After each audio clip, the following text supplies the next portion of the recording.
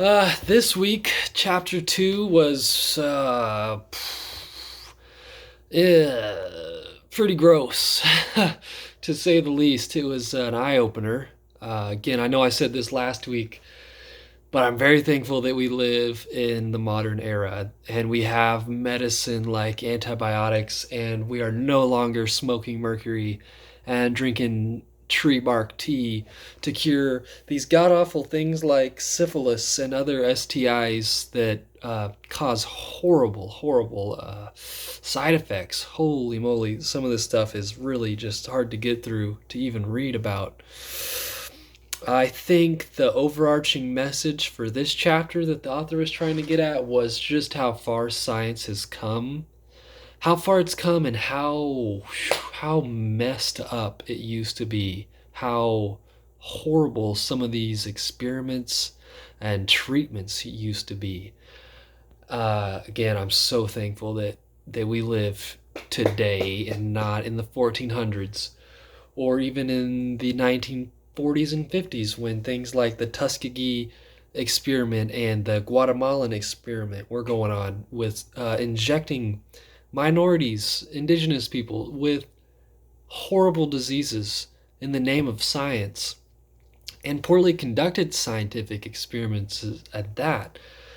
A lot of it sounded like the Guatemalan experiment didn't even really have a good procedure going on. So they infected these people who, I mean, and same thing with the Tuskegee syphilis experiment. They infected these people and basically withheld actual treatment and let them suffer and die and infect other people.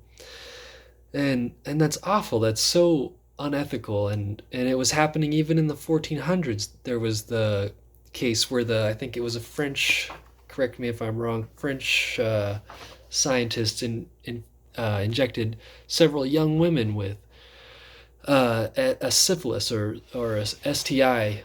I can't remember the name exactly, if it was syphilis or the other, but yeah, extremely unethical and in the name of science. And